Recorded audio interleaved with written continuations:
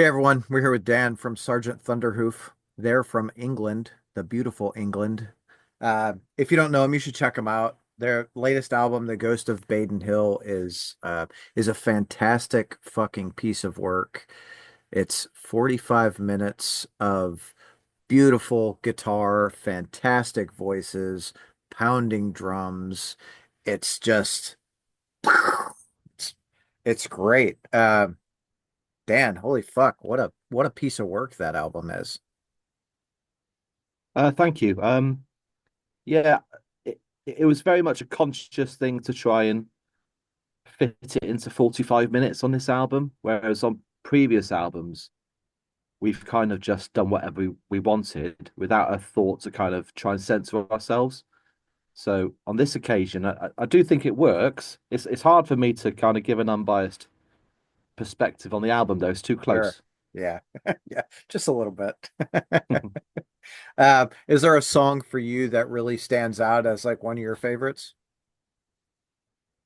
Um, no, not really. I genuinely like all the songs. I'd say the song that I'm most proud of lyrically is probably Sentinel. I think I really just hit a nerve with the lyrics on that one. It's very personal. But no, I'm trying not to listen to it too much at the moment because you get so wrapped up in your own stuff. You need to go away and listen to other stuff and Yeah. not to get sucked into your own ego too much, you know? I don't know. Sometimes, getting sucked into your own ego is fine. Yeah, I don't know. I think it's very risky, I think, being in a band and listening to your listen.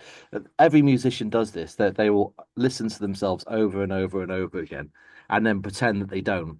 Uh, Yeah. but no, yeah, if they're all honest, we all obsess over our own stuff. I know I obsess over my own vocals and I'll be overcritical about something I've done. Um, but no, it's very nice to hear people like yourself say nice things about the album, and that was obviously the goal was to do something really cool, and I think we pulled it off. I think so too. I absolutely think so. So, like Planet Desert Rock Weekend, that is why or how I found you. I was like, oh, I'm gonna listen to all the bands and see what sticks out there. And I was talking with John Gist, and he sent me was it This Veiled Scepter, I think, which is another, great album. And he's like, dude, this album, I don't remember. It was that one or another one, but he's like, this album, I think it was that one. And I'm like, all right. So I listened to it and I'm like, holy shit, like that's good too. Like, oh my God. So, thanks, John, for turning lots of us on to other great artists. And you guys are one of those bands that I'm really, really looking forward to seeing live out there here in a week and a half or 2 weeks or whatever it is. Yeah, so yeah, that was this Sceptred Veil, which came Yeah. out 2022, I think. Um, that was very much our COVID album, Yeah. so it was it's like 70, 80 minutes long, and I love it, but I mean, one of the things that we, retrospectively thought about that album is, blimey, we probably needed to trim some of that. But it was COVID. We all went a bit crazy, didn't we? So, um, and that was the album which kind of put us over the top with a lot of people, um, which was really good. And obviously, John has been a fan of the band for a while now. He did ask us to play Vegas this year. Sorry, last year, but it turned out I was getting married, so the dates didn't line up. But obviously, yeah. So when he asked this time, we were like, "Yeah, hell yeah, that'd be great." Hell yeah. Damn weddings getting in the way of live music. Yeah, Well, personal congratulations lives. on congratulations on getting married. Thank you, thank you. How's that been like that transition into like married life for you over the last year? Uh, well, I mean, me and my partner, we've been together for um, yeah, 13 years now. So it hasn't changed that much. We've got two lovely kids, and no, it hasn't changed anything, to be honest. Um, Very, very happy marriage. And being in a band is awkward, isn't it? Because you're kind of married to your bandmates as well. Um, Yes.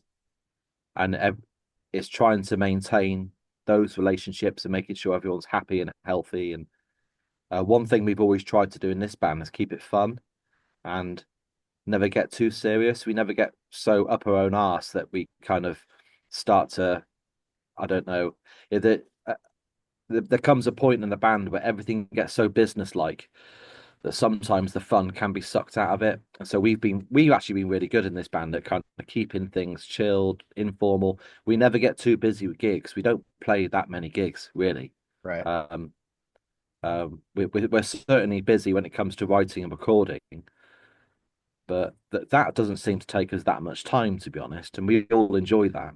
I think a lot of bands kind of, you know, it probably works for them that they're out on the road and playing a lot of shows, but for us, we're more interested in the kind of creation of music, and Yeah. um, but not that we don't enjoy gigging. We love gigging, but it can kill so many bands. Well, and when you throw like m- home life, right, wife, kids, partners, whatever, into the mix, it starts to throw stresses on everything in your life, and music should be something that you enjoy. And if you're a band that can get out there and play 300 dates a year, awesome. That's great. And if you're a band that really gets off on recording more or creating more, like that's fucking great too. We because we need everything. Yeah, the two things don't work well. It can work, but if you want to add in happy home life and relationships into that mix, it doesn't work. Right. And I mean, I run a studio. I'm in my studio at the moment, so I deal with hundreds of bands every week, and the one thing I've learned is that if you're not careful, you can break up really easily. The number one reason bands stop being a band is because they break up, and um, most of that is either down to money, time, energy, relationships, that kind of thing. Um, and obviously, we want to do this for as long as we can. And we've been a band now for 12 years or so. Um, and yeah, we love it. We love each other. We love the music. But it's a very, very it's a very hard thing to keep the train on the tracks, if you know what I mean. Oh yeah. To try and keep I mean, we've still got the same lineup we had when we started. We've actually added a guitarist as well. And that's very rare for a rock band you know, to Oh do yeah. that. Um, Yeah. Like I can't tell you. I don't know. There's probably a couple of bands, but I can't think of any off the top of my head that have had a consistent lineup for the entire time. no, You know, and I can honestly say if one of us left, we probably would stop. It wouldn't be the same. Is it, some bands when you have like a main person and they have their hired band around them, that's different, isn't it? You can chop and change guitar. If you're like Alice Cooper, you can have a different guitarist every tour if you wanted, or a different drummer. he almost Um, does. yeah, yeah. I mean, I love Alice, but Yeah. you know, obviously since the actual band broke up in the 70s, it's been a revolving door of people. Um, and I kind of think that's quite sad, really. But yeah, for us, it's very much about the people in the band. It's not just, the end result and the brand. Right. Yeah. It's I guess at the end of the day, the band should be the sum of all the parts and not this person and hired guns. And I say that again, right? It depends on what the goal is of the band. If the goal is enjoy the people you're around, create with those people, and have fun with it, then it should be the sum of all the parts. Whereas if the goal is to brand it a specific way, then yeah, one person create, everyone else just follow suit. Then, if that works for you, right? Yeah, yeah. If you're Dio, then yeah, Dio is Dio, and if Dio dies, it's dead. Yeah. But if the drummer dies, yeah, that's sad, but he can carry on. But I mean, not none of us in this band, we're not kind of rock star minded, we're really not that way inclined. It's about the music and having fun and keeping it cool. But yeah, I can honestly say if someone decided to stop in this band, we probably would stop. I think that probably would be the best thing to do. But yeah, it's a weird one.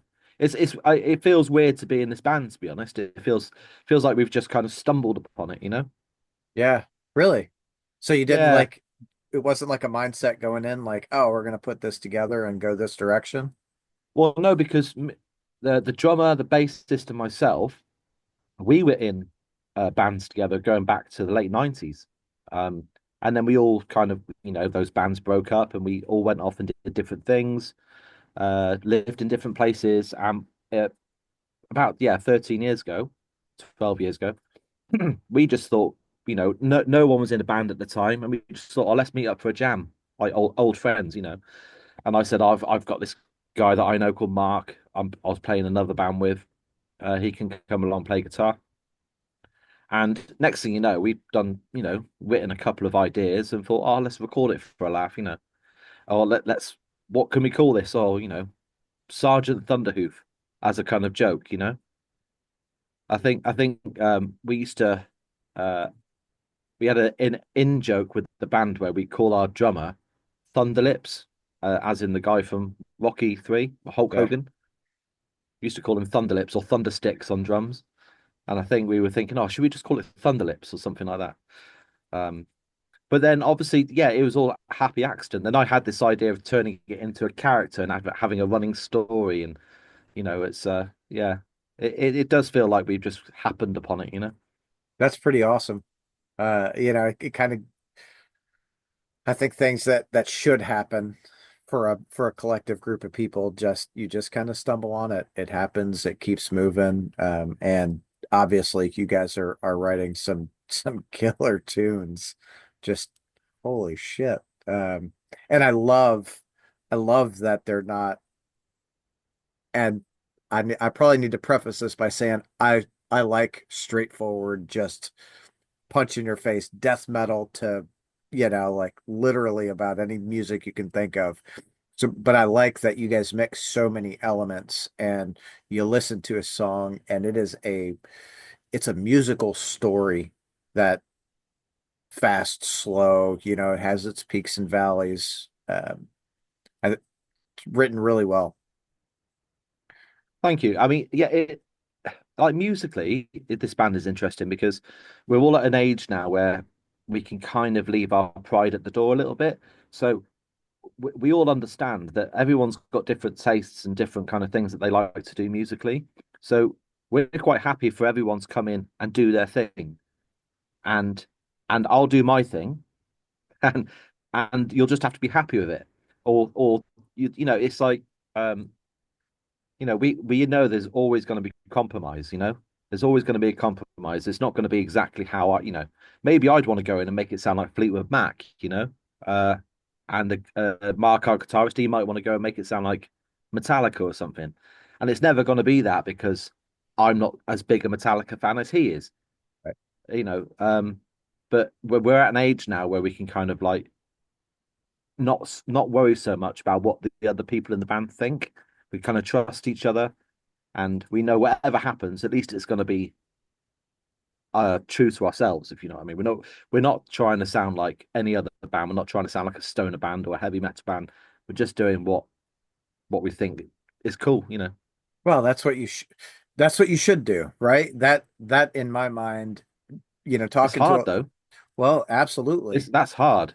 But you talking to a lot of bands, I think bands that what I've noticed is bands that play music or write music for themselves first have more longevity than bands who go out there going, I'm gonna be, like selling stadiums and shit, right? Like go out there with no preconceived notions like you guys.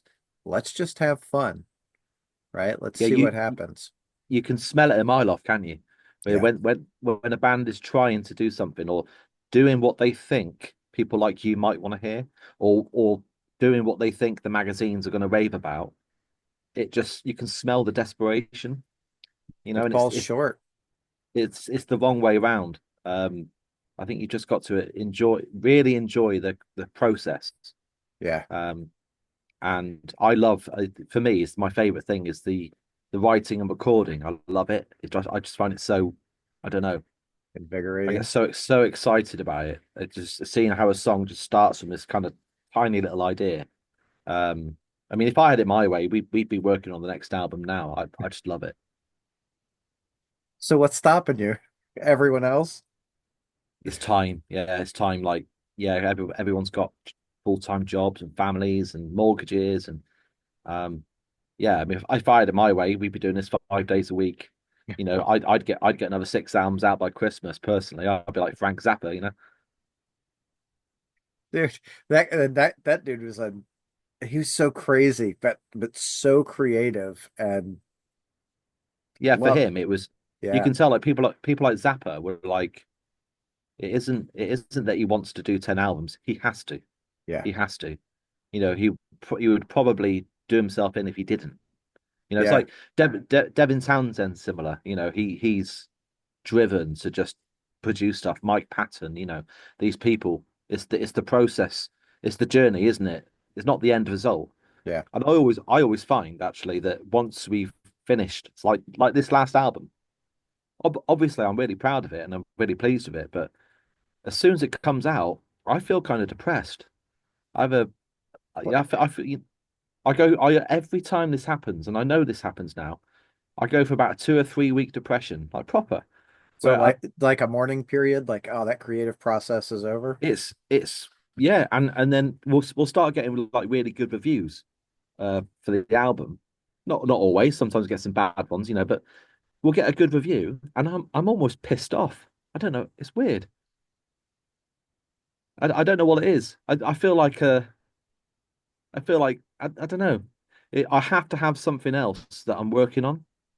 So yeah, like I said, if I had it my way, I'd be starting the writing for the next album now, and I'd feel so much happier and just less anxious. I need to have something in the diary.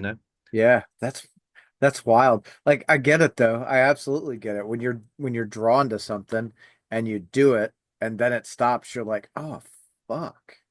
Yeah, it sucks. Yeah, It sucks. If because it is. I know it's really cliched, isn't it?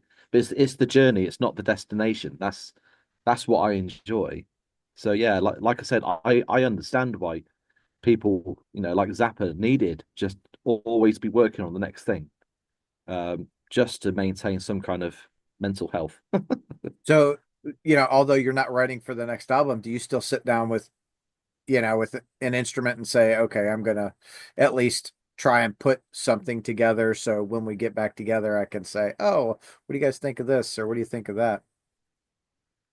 I don't so much do that. I mean, I really rely on the band to give me ideas like riffs and music. I mean, I am a little bit musical and I play guitar and stuff like that, but that's not my skill is lyric writing and putting melodies to music. Um, so I'm always kind of badgering the other band members. You got any ideas? Just send me a demo, anything, because I would start working on it now. You're like a Uh, crackhead. I need to create. Like, come on, give it to me. yeah, Yeah, I love everything about it. I love putting the vinyls together, the artwork, and I love sending the stuff. Every bit of the kind of because we kind of act as our own label as well, and I get a real kick out of all that. Hell yeah. Oh, are you bringing vinyl to Vegas with you? Yes, Sweet. Do you guys have variants on the vinyl or is it just like one color? I think in Vegas it'll probably be one color, but yeah, there are two or three available at the moment. Okay, Yeah, cool. and obviously all the rest of our catalog is all out there as well. Hell I've yeah. got a whole room just above here, stacked floor to ceiling with CDs and records. Oh shit. I mean that's what you got to do as a band, right? Yeah, I mean, yeah, we're very fortunate that I'm in a job where it allows us to do all that kind of stuff. I mean, obviously that's by design. I started the place, but It does make things so much easier when it comes to recording and yeah, actually releasing our stuff, getting the records, the t-shirts, all that kind of stuff made. Um, so my wife does all our artwork. Um, all our t-shirts are made by printers who are just down the road from me here. It's all done in my studio with our engineer Josh, who's now playing in the band. His wife does all the PR in the band. So it's very much a kind of little ecosystem that we've created in our little town. That's Um, awesome. yeah, that's really nice. That. Yeah, I think there are, I would like to see more bands do that. Like, and nothing against any of the larger PR companies or anything like that, because obviously they have their place, and I think a lot of them do.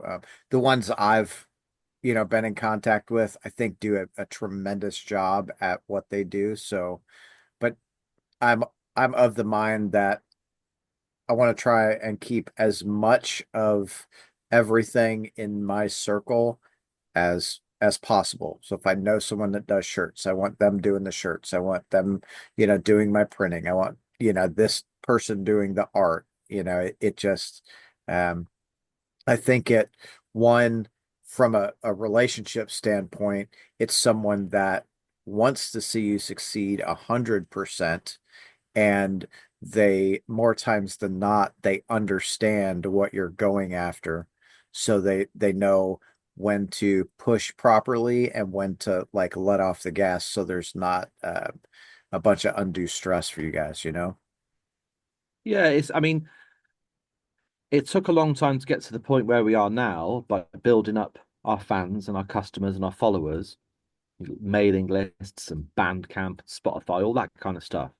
Um, and we were offered a number of deals with independent labels, and we very nearly went for it because it was cash. We didn't have cash, and that's the thing that stops most bands from doing this is the cash. It costs a lot of money to get vinyl press, and then you have to think about how am I going to send it? You got to invest in packaging, and then um, all the little things, all the logistics.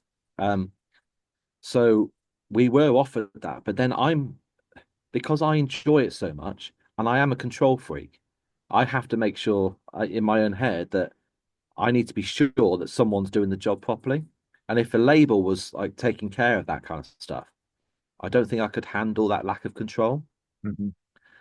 Also, the thing that worried me is that if we had started releasing our music through a label, any old label, the label could just choose at any time just to stop printing it, uh, as it's their right, because they're not contracted to keep repressing stuff. Yeah. Um, and that's happened to so many bands I know. They've been on a label, so they had that kind of ego boost of being signed to a label. But the label's got no interest in them repressing another 1,000 records if the first 1,000 took ages to sell out. So then, they could go on to do three, four, five albums, but if a customer says, "Oh, I really want to get your first album again," it's out of their control because they don't own it. Um, and I don't think I could handle that. You know, Well, some I think I understand, and mind you, I'm not trying to sell you on signing to a label, because uh, I'm very much, I prefer bands to do it themselves anyway, right? I Mm, think that is just better for the band as a whole. You mm. you have control of everything. I think there are ways to negotiate those things though, right? Like Yeah, the represses, or hey, if the label only wants to do one press, and the agreement is if we do 1,000 copies and it takes 4 years to sell, we're not going to repress it, then the band at that point should have that option to say, well, cool, then we'll just repress it ourselves, right? So I'm sure there's a way to negotiate that. um I don't the deal trouble with. is, Go the ahead. trouble is, like the younger bands, that obviously they're not thinking that far ahead. Right. Um, and I personally know someone who's, that their band they did very well, signed to a label, but now the two records they did are now out of print, but they have no way of, and the label will not relinquish the masters, Hmm. because they're like, well, I mean, legally they're right to do so. It's in the contract. They own the masters. Yeah. Um, I mean, I'm sure, like you said, the smaller labels, you can probably come up with an agreement, a gentleman's agreement, to say that, yeah, maybe there's like a kind of a 2 year cut-off date or something like that where ownership reverts back and all that kind of stuff. Um, it does seem to me like so many of these deals, the band will go in and finance the entire record themselves, and all the label is doing is simply pressing it. Yeah. They've actually put no there's no investment in the music itself.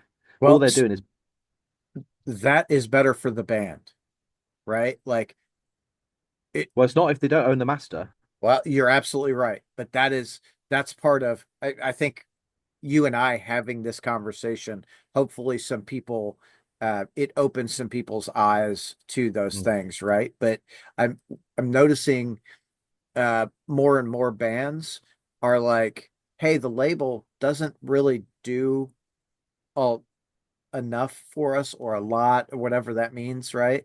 So we're going to go and we're going to record it and we're going to own everything and then we're just going to license it to the label. And that is where it becomes a much more profitable concept for the band or artists themselves. I agree with that. Licensing is a good thing, definitely. Yeah, like those are kind of exclusive licenses where we say we have the right to press, I don't know, 1,000 records. That's it. Yeah. That's all good. Yeah, and we've done stuff like that. We've done like with independent kind of tape cassette labels and stuff like that. Whereas, because we probably don't have the facility to do tapes ourselves. I was like, okay, well, yeah, you do 500, you do what you want, mate, and then we're quits. Yeah. Yeah, that I Yeah, mean that works. well, even on a grander scale, like I Hate God does that. So they got burned by a label at one point, and so they were like, okay, cool. Like, what can we do to change that? Well, we're gonna record, we're gonna own everything, and they just license it to labels, and that label is responsible for all the pressing, I would assume a certain amount of promotion, right? Things like that. And that way they do own the master. And if the label ever says, hey, we're not going to press anymore, okay, cool. I don't give a shit. We're going to go over here and license it to this person now. Right. But Oh, ultimate, I didn't realize that. That's really cool. yeah. Um, How long have they been doing that for?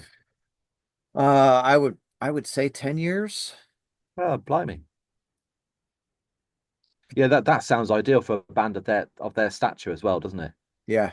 Because you got to think like that's probably where the majority of their money's coming from, isn't it? Like just day to day. Yeah. But I mean, they're not out there 300 dates a year Mm. playing.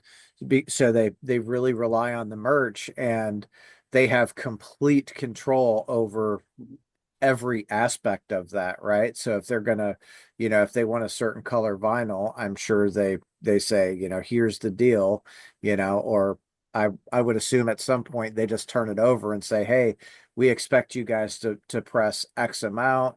We don't care color, whatever, but here's the packaging we're using.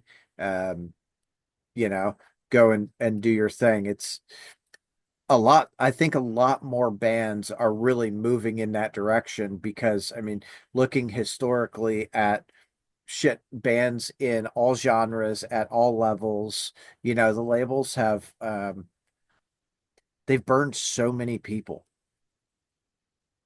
doing things like we were just talking about, like, oh, cool, it took us too long to press, so we're just going to shelve that for, indefinitely. Like, well, hold on. I still want to do shit with it. Come on. It's hard, isn't it? I mean, because I don't have a hatred for labels at all because, I mean, a lot of them went many years putting money into bands that never made it. So there's always going to be, you can't begrudge them making a profit off a big artist when, they probably made a loss on another 10 artists. Sure. So, and obviously some of my favorite bands, uh, benefited from being on a label which kind of saw the bigger picture. So they maybe didn't expect the band to have a hit for maybe the first album or two. You look at Elton John, he didn't have a hit for 3 albums, but because the label were like, okay, we believe in this guy, we'll give him 5 or 6 albums to kind of find his feet.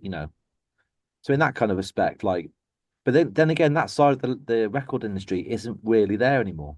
Right.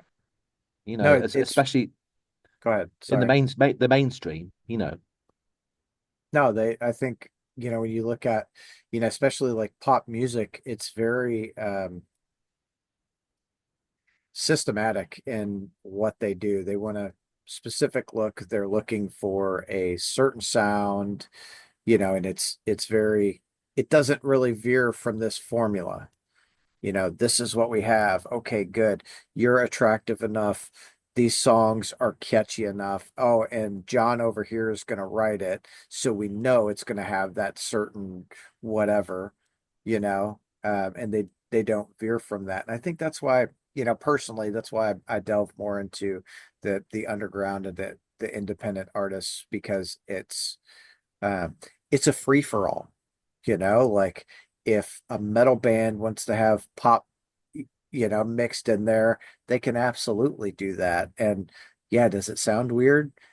Yep, but that's why we're here, right? Everyone has the ability to do what they want, and there's it's no, more of a it's more long term, isn't it? Because like but bands in our kind of field and genre, we still very much believe in the album, don't we? yeah, It's because that's something you latch onto, and you know, you'll always go back and listen to an album that you like. But obviously, the mainstream now is all about singles and YouTube and TikTok, and how many people are going to go back and listen to just a single in a few years? I don't know. I've seen rock bands come into our studio recording singles, and I'm asking them, is this for an album? Are you working towards an album? they're Oh like, no, no, no, we're doing a run of 4 or 5 singles. I'm like, and in my head, I'm like, for what? yeah, What's it leading to? But that is what it's leading to. Is the next YouTube video, and I'm like, are you a rock band or are you bloody Billie Eilish or I don't get it. I don't. I'm an old fuddy duddy. I still believe in the album. me too. Um, for me, that's how you chronicle a career, isn't it? You go back through the albums.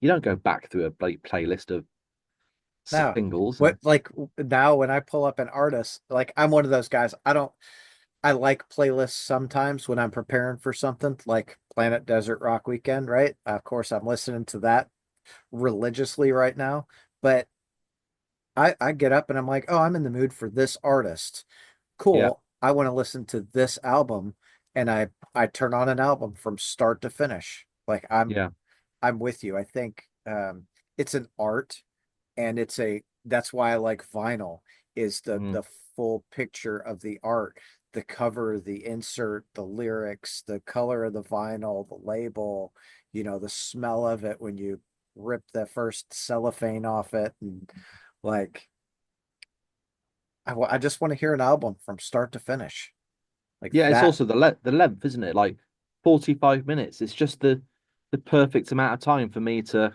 concentrate on something. Yeah, Any less or any more, um, I can't get my head around the idea of doing a single. I can't get my head around that. Why would I want someone's attention for 3 minutes? That doesn't it doesn't appeal to me. no, me neither. But there are those people who are, that's they're I think at that point they're almost clawing for that attention. Like I have to get your attention for 3 minutes. Well, what's the goal? Again, It right? it doesn't last. It doesn't last. It's such a short termism, isn't it? It's thinking, it's like going to be our next TikTok video or viral video or something like that. I think you're onto a fool's errand if that's what you're grabbing for, trying to get those hits and the stats. It doesn't work. No, well, again, right? Like it goes back to why are you doing this? If you're doing it for the love of music, then it should be, the album. What does that look like from start to finish? How did you lay it out? How does each song flow into next? Because you know, it, you write if you write a punk song and then you write a pop song, they don't really flow into each other. Like whatever. I mean, I'll be interested in hearing Me that. too. But we'll see. Like I guess it would be like hitting a wall. take a left turn. Oh shit.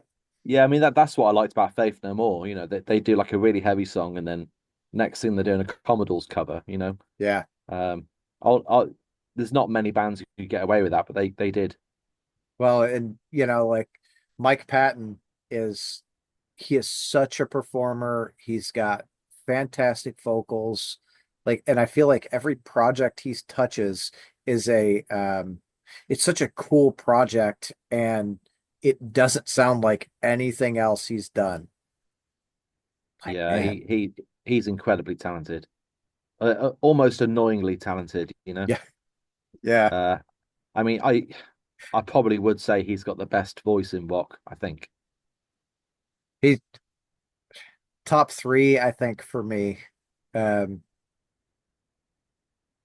one of my favorites is a they're a local band from here. And actually your voice is fucking astounding too. Like, Thank you.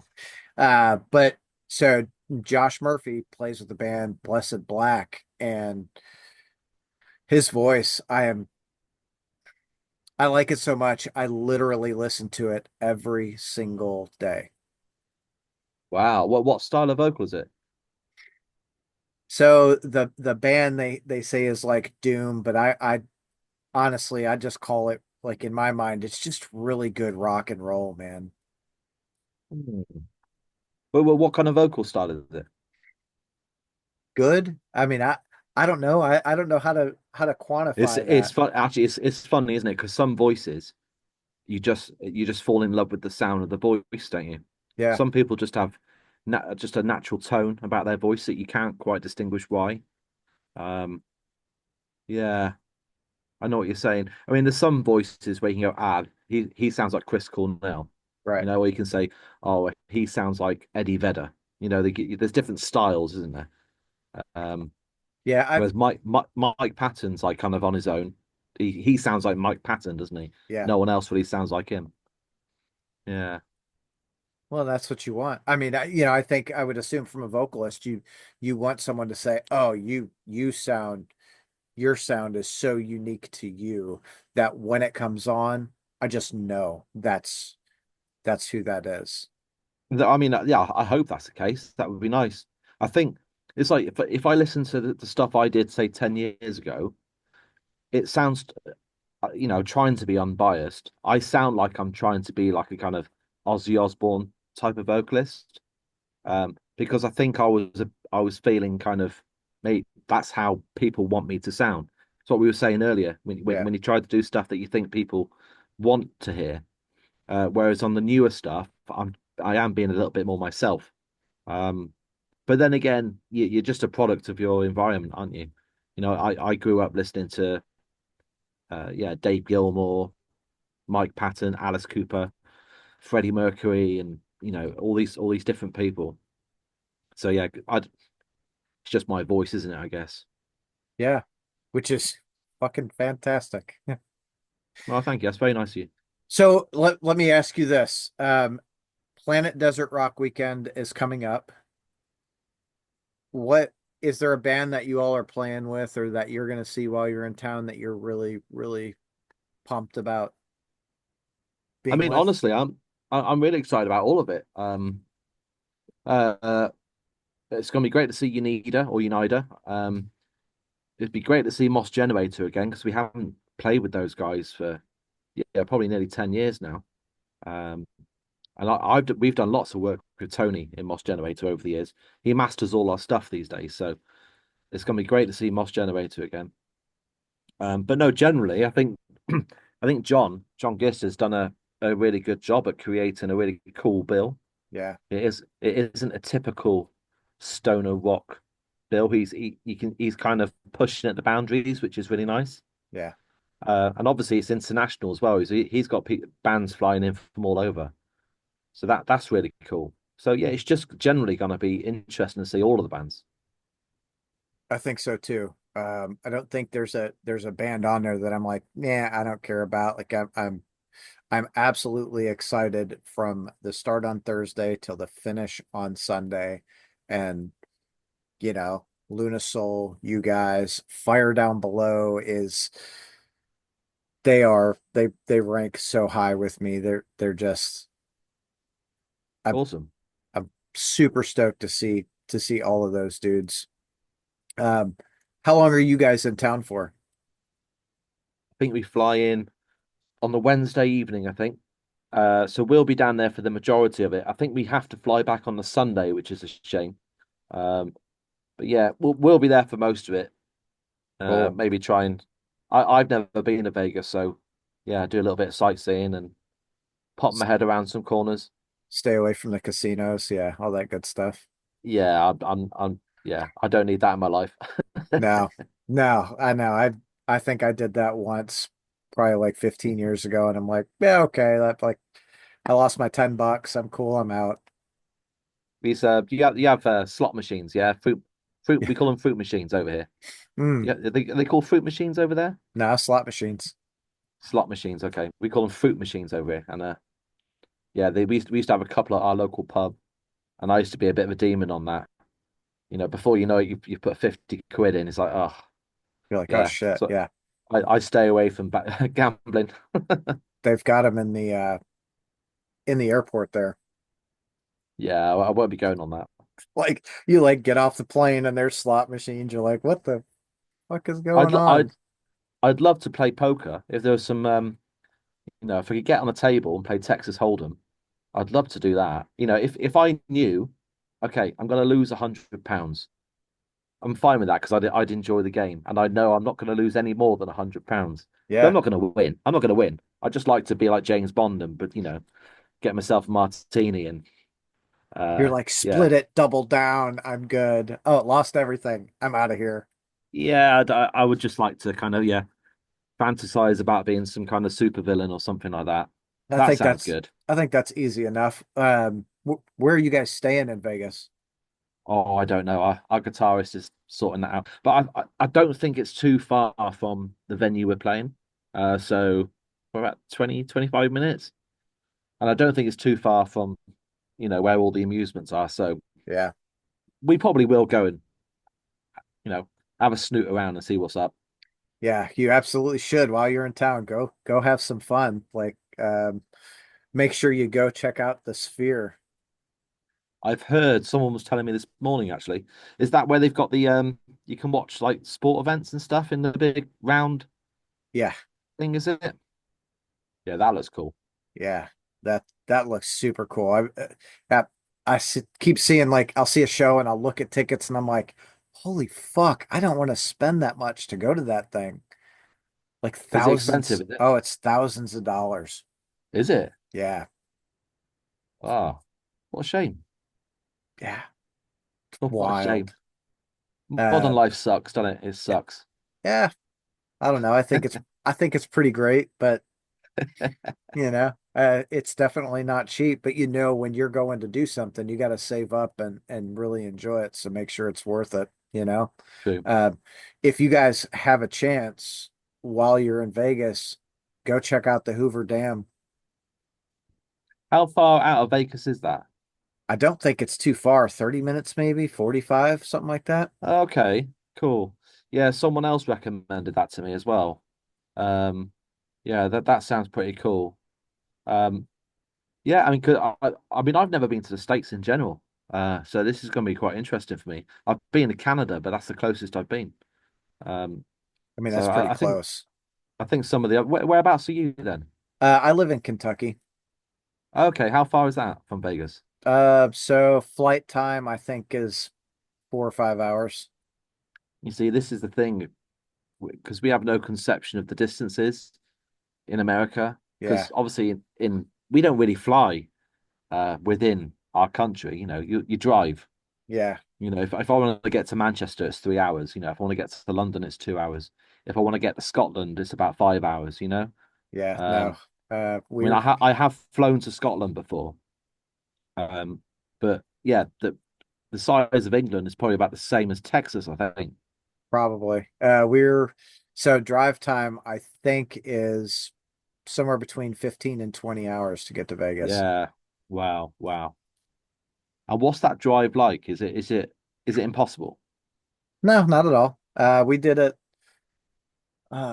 we took the kids on a vacation, 22 or 23, hopped in the car and drove, and we went to, I gotta think, we made a few stops uh, between here and there. Like we stopped in, I guess we stopped in Kansas, then Colorado, then Utah, and then went to Vegas.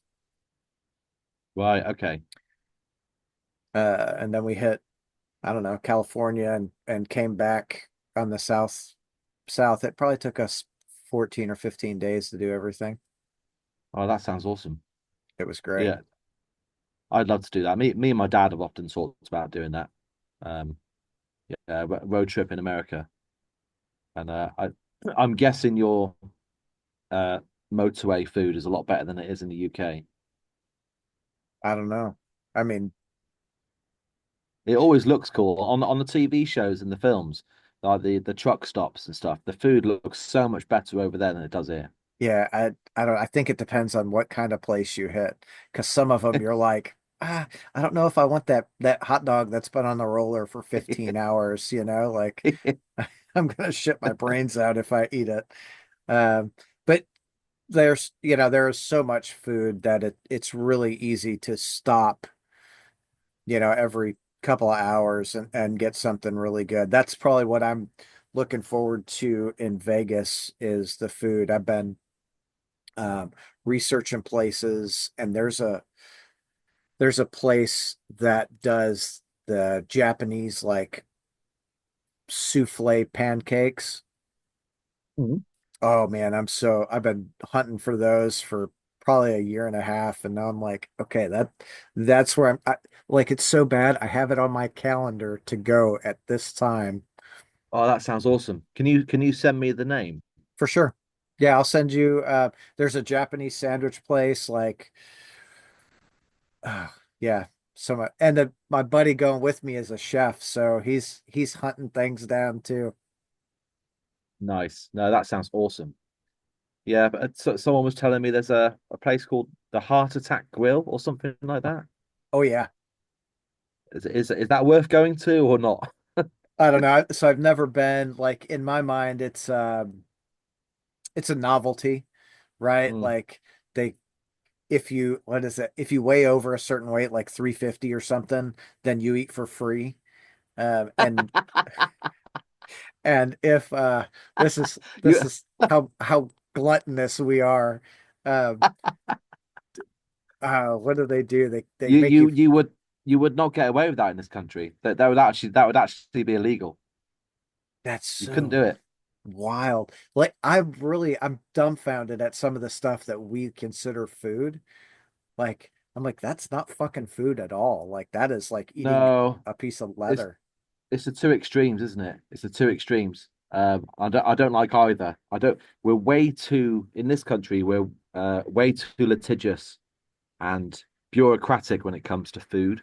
Mm, And like like you can't just go into a shop and buy a chocolate bar anymore in this country. They've reduced all the sizes and they've cut out all the sugar. And obviously that's a good thing for health reasons, but it's not the government's job yeah. to dictate what I can and can't eat. I don't like that. And so they brought in the sugar tax. So instead of all the companies putting the price of their sugary goods up, they just reduced the sizes and took out more sugar. So it's not the same. So all the stuff that you used to eat, it just tastes like crap now. Oh, dude. It's like sometimes I want something sugary and fatty, Yeah. you know. Um, I but just then bought a yeah, I just bought a giant milk chocolate Hershey with almond bar, and it's like I shit you not, it's like this big. wow, Like I could really put it in front of my face and cover my face, and I've been eating on it now for like 3 days. Like I just have a couple of little pieces like at night, nice. before bed, but like I love the ability to buy something that's like I can hide behind. Doo, doo, doo. Yeah, the sadly in this country, the sizes of everything just keeps going down and down. Yeah. Uh, I've seen someone comparing like an American McDonald's to a British one, and I think the British large Coke is about that big, Oh and shit. I've seen the American one. It's like that, It's you know. huge. Yeah. Um, but yeah, you literally can't buy anything bigger than that. Yeah, but I think you guys have I think your McDonald's is probably healthier than the McDonald's we have over here. Oh, to be honest, it's probably the same shit. No, it's Yeah, not. it's. Do you not think? I don't think so. I, they say that everything's run through the Food and Drug Administration, and realistically, the FDA is like, who's going to pay us more money? Really? Yeah. So, they've done these studies where they buy like a McDonald's hamburger and put it in, like a cake tin Yeah. for years, and it looks the same. You're like, what the fuck? Oh dear. Oh dear. Yeah, I mean, look, I like good food, but I will be treating myself to some utter shit when I come to Vegas. As you It's got should. to be done. It's It's got to be Vegas. done. Uh, Here's what I'll tell you. You guys want to go out to lunch one day. We'll all go out to lunch and we'll find maybe we'll all go to Heart Attack Grill and just see what kind of bullshit we can shove in our face. Why not? Yeah, good stuff. Um, Dan, dude, thank you. I greatly appreciate your, coming to hang out with me today and chat. It was a lot of fun. Yeah, that was fun, mate. Thank you so much. Hell yeah. I'm looking forward to seeing you guys here in a couple weeks. Safe travels. Let's get some lunch. Yeah, man. I'll get you a beer as well. I don't drink, so I'll just do water. Okay. I'll get you a soda. Sounds good. Have a good day, man. Cheers, dude. See ya.